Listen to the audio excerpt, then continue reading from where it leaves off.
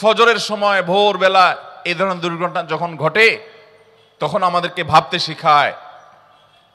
না ঘুমানোর নিয়ত করে যখন রাত 2টা 3টা সকাল 7টা 8টা 9টা 10টা অ্যালার্ম দিয়ে ঘুমায়, ফজরের নামাজ পড়ার নিয়ত নাই, ঘুমের সময় সে নিয়ত করেই শুইতেছেন, আপনি মোবাইলের ভিতরে অ্যালার্ম সেট করলেন 10টায় 11টায় 9টায় 7টা 8টায় উঠবেন, অফিসে যাবেন, কাজে কামে বের হবেন। আর এর মধ্যে যদি এরকম বিপদ আপনার আমার উপরে আসে, তো আল্লাহর নাফরমানি করার নিয়ত করে শুয়েছেন, ওই অবস্থায় মওত হয়েছে, এই মওত কখনো ঈমানদারের মওত হতে পারে না।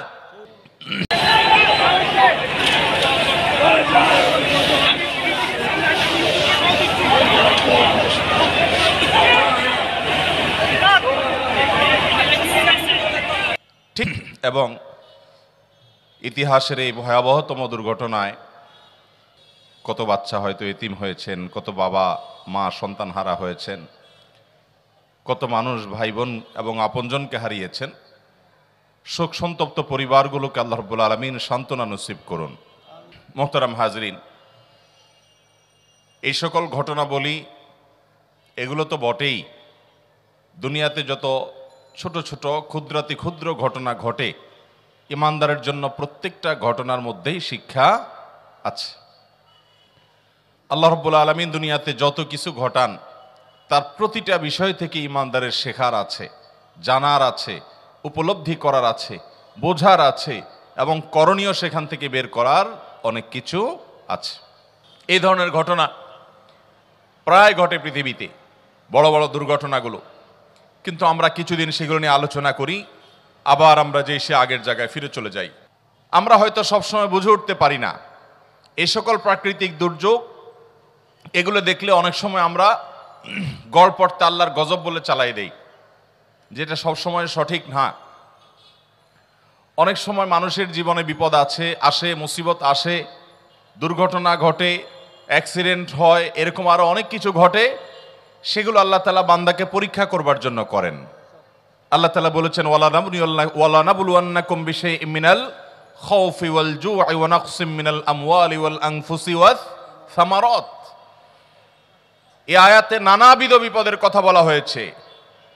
শঙ্কা আসবে, ভয় হবে, ত্রাসের সৃষ্টি হবে, ক্ষুধা দেখা দিবে, দুর্ভিক্ষ অভাব অনটন দেখা দিতে পারে, জীবনহানি হতে পারে, সম্পদের হানি হতে পারে। এগুলো দেখলেই আল্লাহ তাআলা অসন্তুষ্ট হয়ে গজব হিসাবে পাঠিয়েছেন। এরকম সহজ সমীকরণ সব ক্ষেত্রে করার কোনো সুযোগ নেই। এই আয়াত বলছে আল্লাহ রাব্বুল আলামিন অনেক সময় বান্দাকে পরীক্ষা করবার জন্য এই সমস্ত বিপদ আপদ দেন। শুধু তাই নয়, নবী করিম সাল্লাল্লাহু আলাইহি সাল্লামের হাদিসের দিকে তাকালে আমরা দেখি, তিনি বলেছেন, আসাদ্দুন নাসি বালাআন আল আম্বিয়া সুম্মাল আমসাল ফাল আমসাল। সবচেয়ে বেশি বিপদ, মুসিবত, পরীক্ষা এটা নবীদের জীবনে এসেছিল, এবং তাদের সাথে যাদের যত বেশি মিল হবে, সাদৃশ্য হবে, তাদের জীবনে পরীক্ষার পরিমাণ তত বেশি হবে। অন্য আরেকটি হাদিসে আমরা দেখি নবী আলাইহিস সালাম বলেছেন, ইন্নাল্লাহা ইযা আহাব্বা কওমান ইবতালাহুম। আল্লাহ তাআলা যখন কোনো মানুষকে পছন্দ করেন, কোন সম্প্রদায়কে পছন্দ করেন, আল্লাহ তাআলা তাদেরকে পরীক্ষায় ফেলেন, পরীক্ষায় নিপতিত করেন। আমান্না বলল, আল্লাহর আনুগত্যের কথা বলল, আর আল্লাহ তাআলা সেটাকে গ্রহণ করে নিলেন, এটা সব সময় হয় না। বরং আল্লাহ তাআলা অনেক সময় হ্যামার করেন, প্রেসার দেন, এবং আল্লাহ তাআলা সবকিছুই জানেন, আল্লাহর পরীক্ষা করার কিছু নেই। তারপরও আল্লাহ তাআলা আমাদের কাছে প্রমাণিত করেন যে এই বান্দা আল্লাহ তাআলার খাঁটি বান্দা। তিনি আমান্না মুখে বলেন নাই, কলব থেকে বলেছেন, অন্তর থেকে বলেছেন। এই জন্য বিভিন্ন বিপদ আপদ, বিভিন্ন মুসিবত দিয়ে আল্লাহ তাআলা অনেক সময় মানুষকে পরীক্ষা করেন। অতএব এই যে প্রাকৃতিক যত দুর্যোগ হয়, সেটা ঝড় হোক, জলোচ্ছ্বাস হোক, কোনো দুর্ঘটনা হোক, ব্যক্তি জীবনে হোক, পারিবারিক জীবনে হোক, কোনো একটা ছোট্ট সমাজে হোক, একটা দেশের জন্য হোক, পৃথিবীর বড় অংশ জুড়ে হোক, এগুলোকে সব সময় আমরা চোখ বন্ধ করে আল্লাহর গজব হিসাবে চালাবো না। বিশেষ করে যখন ইমানদারদের উপরে পতিত হবে, সেটা হতে পারে আল্লাহর পক্ষ থেকে পরীক্ষা, আবার হতে পারে আমাদের কোনো অপরাধের কারণে, কোনো পাপের কারণে, কোনো গুনাহের কারণে আল্লাহ রাব্বুল আলামিন আমাদেরকে শাস্তি দিচ্ছেন। ঠিক ফজরের সময় ভোরবেলা এই ধরনের দুর্ঘটনা যখন ঘটে তখন আমাদেরকে ভাবতে শেখায়। না ঘুমানোর নিয়ত করে যখন রাত 2টা 3টা সকাল 7টা 8টা 9টা 10টা অ্যালার্ম দিয়ে ঘুমায়, ফজরের নামাজ পড়ার নিয়ত নাই, ঘুমের সময় সে নিয়ত করেই শুইতেছেন, আপনি মোবাইলের ভিতরে অ্যালার্ম সেট করলেন 10টায় 11টায় 9টায় 7টা 8টায় উঠবেন, অফিসে যাবেন, কাজে কামে বের হবেন। আর এর মধ্যে যদি এরকম বিপদ আপনার আমার উপরে আসে, তো আল্লাহর নাফরমানি করার নিয়ত করে শুয়েছেন, ওই অবস্থায় মওত হয়েছে, এই মওত কখনো ঈমানদারের মওত হতে পারে না। আমাদের যে কাউকে এরকম বিপদের মুখোমুখি যে কোনো মুহূর্তে হতে পারে। অতএব ঈমানদার সবসময় প্রস্তুত থাকবে যে আল্লাহ রাব্বুল আলামিন আমাকে যদি কখনো যে কোনো মুহূর্তে নিয়ে যান, যে কোনো মুহূর্তে নিতে পারেন, আমি যেন ঈমানদার অবস্থায়, আমি যেন তওবাকারী অবস্থায়, আমি যেন মুত্তাকি অবস্থায় যেতে পারি। আল্লাহ আমাদের সবাইকে সেই তৌফিক দান করুন। ভাইরা আমার, এই ধরনের ঘটনা প্রায় ঘটে পৃথিবীতে, বড় বড় দুর্ঘটনাগুলো, কিন্তু আমরা কিছুদিন সেগুলো নিয়ে আলোচনা করি, আবার আমরা যে সে আগের জায়গায় ফিরে চলে যাই। আমাদের অনেক বন্ধুরা আছেন, প্রায় প্রশ্ন করেন যে ভাই আল্লাহ এটা কেন করলেন, ওইটা কেন করলেন না, এটা এরকম হলো কেন, ওইটা ওইরকম হলো কেন। আল্লামা ইকবাল বলেছেন, জো সমঝ মে আ গই ও ফির খুদা কিউ কর হুয়া। আরে ভাই, আল্লাহর সকল কাজের রহস্য যদি তুমি উদ্ঘাটন করে ফেলতে পারো, রপ্ত করে ফেলতে পারো, তাহলে আল্লাহকে তো তোমার ব্রেইনের মধ্যে তুমি ক্যাপচার করে ফেললে, সীমাবদ্ধ করে ফেললে। অথচ আল্লাহ তো অসীম, তাকে তো তোমার এই ব্রেইনে ক্যাপচার করে ফেলতে পারার কথা না। একজন মালিক, তার একজন অধীনস্থ, একজন মালিক, তার একজন সাধারণ চাকর নৌকর, এই ব্যক্তি মালিকের যে চিন্তা চেতনা, দূরদৃষ্টি, তার যে বিভিন্ন সিদ্ধান্তের বাস্তবতা, যথার্থতা, রহস্য, এটা সে ধরতে পারে না। অনেক সময় বলে স্যার এটা কেন করলেন, স্যার বুঝে এটা কেন করেছেন। বলে যে তোমার বোঝার দরকার নাই, তোমাকে যেটা বলছি এটা করো। কারণ যোগ বিয়োগটা স্যারের জানা আছে, ওই বেচারার জানা নাই। তিনি অনেক সময় মনে করেন স্যার এই সমস্ত কেন যে করে বেহুদা, তিনি এরকম অনেক সময় মনে করেন। অথচ তিনি যদি স্যারের মতো সবকিছু বুঝে যেতেন, তাহলে তিনি স্যারের সমানই হয়ে যেতেন।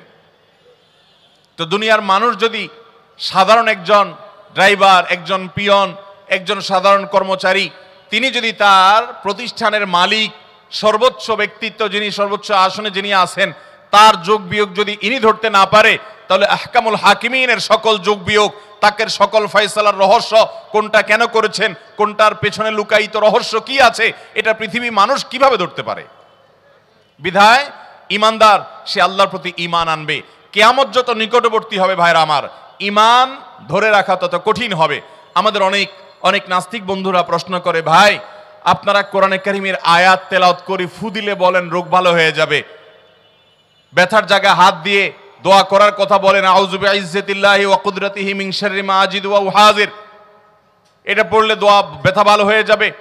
এবং এই যে কোরআনের বিভিন্ন আয়াত, যেখানে আল্লাহ তাআলা স্পষ্ট বলেছেন যে এই আয়াত তিনি নাজিল করেছেন ঈমানদারদের জন্য শিফা হিসাবে, ওয়া নুনাজ্জিলু মিনাল কুরআনি মা হুয়া শিফাউন ওয়া রাহমাতুল লিল মুমিনিন।